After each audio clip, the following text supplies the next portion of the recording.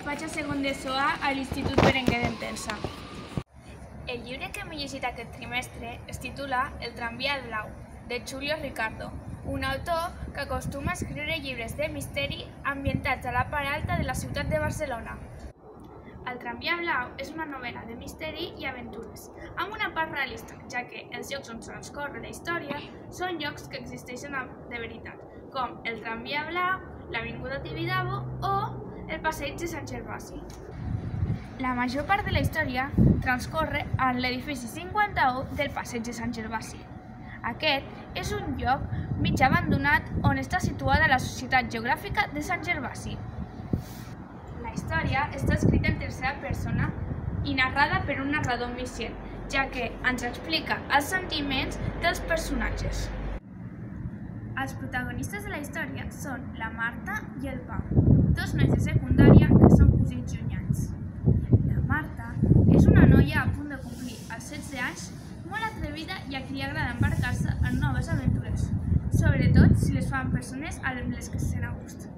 Per altra banda, el Pau és un noi que, per una discapacitat física, ha d'anar en cadira de rodes i ha passat gran part de la seva vida envoltat dels llibres de la Societat Geogràfica. Per aquest motiu, té molta imaginació. L'antagonista de la història és el besnet de Víctor Clapell, anomenat també Víctor Clapell, un home que estava boig. Un personatge que va cridar l'atenció va ser la millor amiga de la Marta, la Carme, una noia molt dormilega i que si per ella fos es passaria el dia dormint.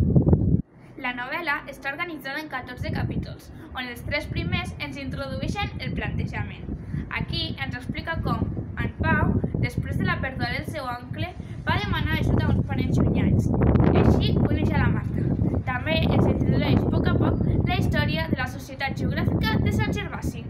A partir del qual capítol es comença a desenvolupar el nus, en el qual el Pau, amb l'ajuda de la Marta i més tard amb la de la Carme, intentaran descobrir qui s'amaga darrere dels sorolls i les coses estranyes que passen a la Societat Geogràfica de Sant Gervasi, o més ben dit, a l'edifici on viu en Pau.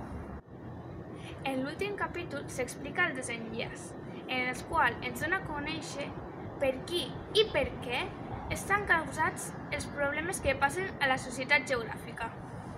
El que més m'ha sorprès de la història ha sigut saber qui era la persona que estava darrere de les coses estranyes que passaven a l'edifici on vivia el Pau, ja que no m'ho esperava pas.